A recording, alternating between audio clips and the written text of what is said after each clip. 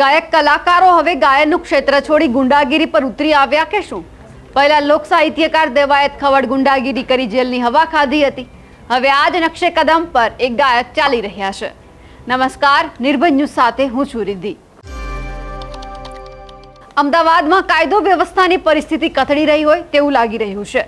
પ્રખ્યાત ગાયક અને ભાજપ નેતા વિજય સુવાડા સામે અમદાવાદના ઓઢવ પોલીસ સ્ટેશનમાં ફરિયાદ નોંધવામાં આવી છે. આ ફરિયાદમાં વિજય સુવાડાના ભાઈ યુવરાજ સુવાડાનું પણ નામ સામેલ છે. વિજય સુવાડા સહિત 13 લોકો સામે નામજોગ 50ના ટોળા સામે પણ ફરિયાદ દાખલ કરવામાં આવી છે.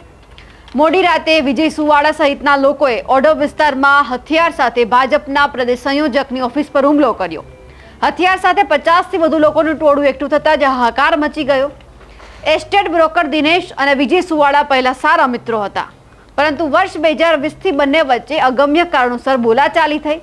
વિજય સુવાડા થોડા દિવસ પહેલા 20થી વધુ ગાડીઓ અને 10થી વધુ બાઇક પર મિત્રો સાથે ઓઢવમાં હથિયારો લઈને આવ્યો અને ફરિયાદીને જીવથી મારી નાખવાની ધમકી આપવામાં આવી. દિનેશ દેસાઈ નામના જમીન દલાલે આ ફરિયાદ નોંધાવી છે.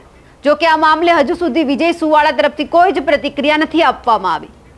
દિનેશ દેસાઈ અને વિજય સુવાડા બંને ભાજપમાં છે અને ભાજપમાં જો આવો ડખો હોય તો ભાજપ બીજાને ક્યાં મોઢે કહેતું હશે કે રાજ્યમાં કાયદો અને વ્યવસ્થાની સ્થિતિ સારી છે? વિજય સુવાડા પહેલા આમ આદમી પાર્ટીમાં જોડાયેલા હતા, પરંતુ ગાંધીનગર મનપા ચૂંટણી પહેલા તેઓ આંતરિક વિવાદના કારણે નારાજ થઈને આપ સાથે છેડો ફાડીને ભાજપનો ખેસ ધારણ કર્યો. 17મી જાન્યુઆરીએ લોકગાયક વિજય સુવાડાએ ભાજપનો ખેસ ધારણ કર્યો. ત્યારે વિજય સુવાડાએ શું કહ્યું હતું તે સાંભળીએ. મારી એક પેઢીની પણ 3 પેઢી સુધી ભારતીય જનતા પાર્ટીની વિચારધારા સાથે મારો કુટુંબ, મારો પરિવાર, મારો સમાજ પ્રેરિત છે. આ પાર્ટી મારા સમાજને, મારા પરિવારને, મારા કુટુંબને ઘણું બધું આપ્યું છે અને માનનીય આપણા દેશના વડાપ્રધાન શ્રી નરેન્દ્ર સાહેબ મોદી એમની વિચારધારા સાથે તો હું નહીં, પરંતુ આજે 5 વર્ષનું બાળક પણ એમનું હાર્ડકોર ફેન હોય અને હું એમાં કોઈ નવી વાત નથી છું.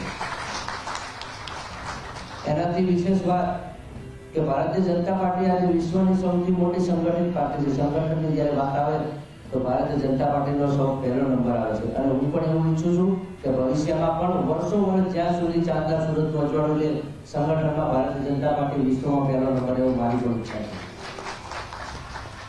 પછી માનનીય CR પાટીલ સાહેબના તો દિલમાં હું વાસ કરું છું, કારણ કે મને દીકરા તરીકે માને છે અને હું એક જેમ દીકરો પોતાના માવતરને વાલ કરતો હોય એમ વાલ કર્યો અને CR પાટીલ સાહેબે મને આવકાર્યો અને સંપૂર્ણ માન સન્માન સાથે આવકાર્યો સાહેબ. એના માટે પણ ભારતીય જનતા પાર્ટીનો ખૂબ ખૂબ આભાર માનું છું.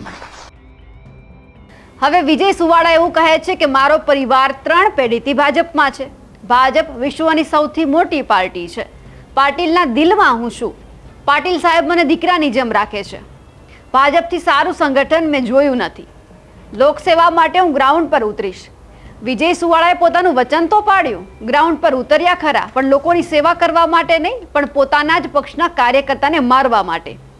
આમાંથી શું શીખવાનું? જો તમે ભાજપના કોઈ મોટા નેતાના દિલમાં રહેતા હોવ અને કોઈ નેતા તમને દીકરાની જેમ સાચવતું હોય તો શું તમારે ગુંડાગીરી કરવાનું? તમારે કાયદો અને વ્યવસ્થા હાથમાં લેવાની?